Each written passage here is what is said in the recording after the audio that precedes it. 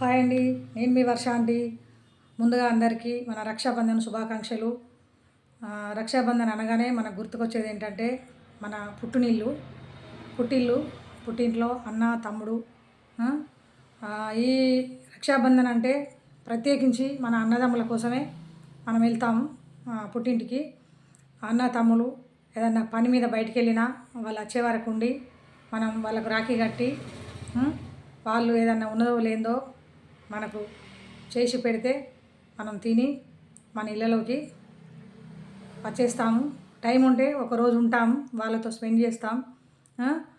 అంతేగాని మనం ఏదో ఆశించి రాఖీ కడుతున్నామని వాళ్ళు అనుకోవద్దు. మనం కూడా ఏదో ఆశించి వాళ్ళ దగ్గర నుండి రాఖీ కట్టద్దు. ఇది ఒక మన పెద్దల కాలం నుండి జరిగే మనకు ఒక ఆచారం లాంటిది. ఇది మనం కూడా దాన్ని గౌరవిస్తూ మనం ఎంత పని ఉన్నా కూడా ఒక పూట పనులన్నీ వదులుకొని మన అన్న తమ్ముల గురించి మనం వాళ్ళ దగ్గరికి వెళ్ళి వాళ్ళతో వీలైతే ఒకరోజు వాళ్ళతో స్పెండ్ చేసి మంచిగా కష్టాలు సుఖాలు సంతోషమో వాళ్ళతోని మనం చెప్పుకొని మళ్ళా మరుసటి రోజు మన ఇళ్ళలోకి వాళ్ళు వచ్చేస్తాం. ఆ ఒక్కరోజు కూడా వాళ్ళు మనతోని కొంచెం మంచిగా మాట్లాడుకుంటూ మన వదినలు కానీ అన్నలు కానీ పిల్లలు కానీ ఎన్నో బాధలతోని ఇక్కడి నుంచి వెళ్ళి బాధలున్నా ఎన్ని బాధలున్నా మనం ఆ బాధలు మర్చిపోయి ఇంకా వాళ్ళతో మనకి ఇంకేమన్నా చిన్న చిన్న తగాదాలు ఉన్నా కూడా ఆ తగాదాలన్నీ మర్చిపోయి మనం మన అన్న కదా అని చెప్పేసి మనం వాళ్ళ ఇళ్ళలోకి వెళ్ళి మనం రాఖీ కట్టినప్పుడు వాళ్ళు కూడా అంతే పెద్ద మనసు చేసుకొని వాళ్ళ దగ్గర ఏది ఉంటే అది, ఏది లేకుంటే మనకు ఇక్కడ అన్నం పెట్టైనా కూడా సంతోషంగా తాగదోలితే మనం మళ్ళీ సంవత్సరం వచ్చే వరకు ఈ రాఖీ పౌర్ణమి ఎప్పుడు వస్తుందని మనం ఎదురు చూసేటట్టు ఉండాలి. వాళ్ళు కూడా మన కోసం ఎదురు చూసేటట్టు ఉండాలి.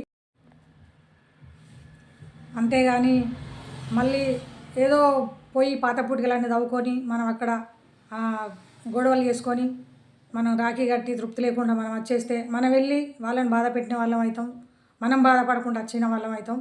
ఆ బాధ మనం ఏ రకంగా కానీ వాళ్ళు మనల్ని బాధ పెట్టినా మనం వాళ్ళని బాధ పెట్టినా మనం బాధపడుకుంటూ మన అన్న వాళ్ళ ఇండ్ల నుంచి అత్తే పుట్టింట్ల నుంచి అది వాళ్ళకే మంచిది కాదు.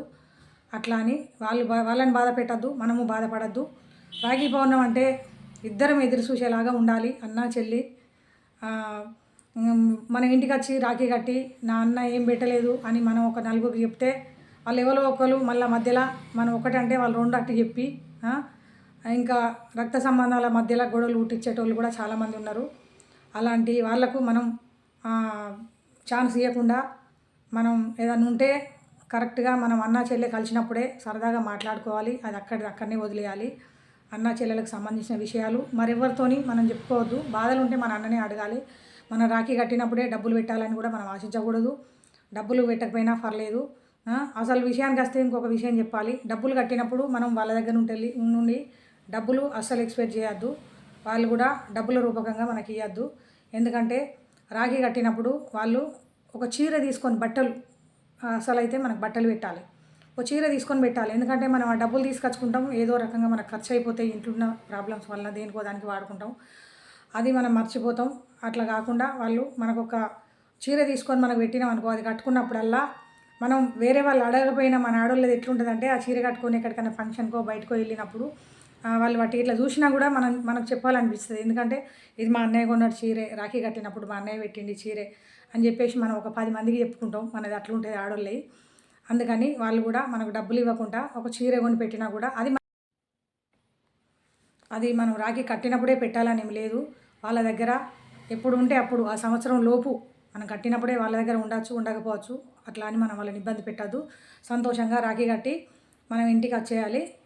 ఇది మంచిగా అందరం సరదాగా జరుపుకుందాం. ఈ రాఖీ పండగ సందర్భంగా ఈ 4 ముక్కలు అందరు విని ఆదరించండి. నా ఛానల్ని సబ్స్క్రైబ్ చేసుకోండి. చిన్న వీడియో మాత్రమే. బాయ్.